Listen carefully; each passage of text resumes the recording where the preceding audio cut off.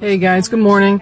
So I don't do too many of these talking TikToks, but I've noticed a lot of people recently, whether it's late in life lesbians or the younger crowd coming out and saying they feel rejected by their community or by their family and friends.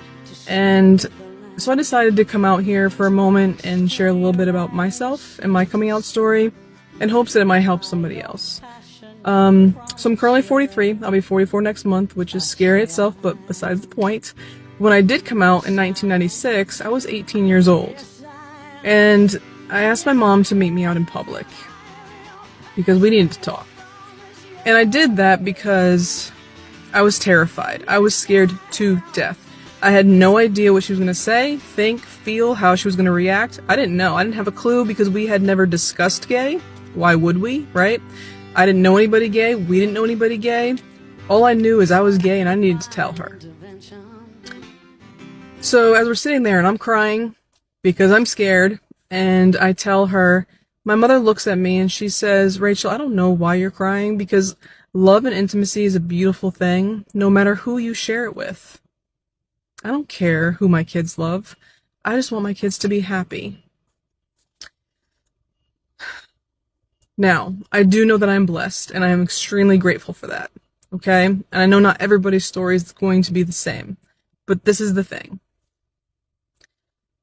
From that moment on, I no longer gave two shits what anybody else thought of me, or anybody thought of me, for that matter. And I walked around this world with my head held high, not having a clue of all the hurdles I still had to go through, because that was a long time ago when it was very unpopular.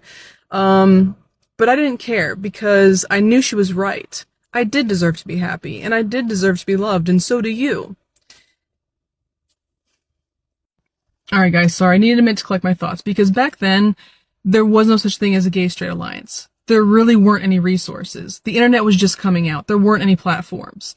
The only thing that I had were people like Rosie O'Donnell, for instance, or Melissa Etheridge, who I think just came out the year prior. Those people gave me hope that I wasn't alone, and that there was a community out there for me, and that there wasn't anything wrong with me. Okay? Because I felt like there was for so long. And the thing is that there are resources now.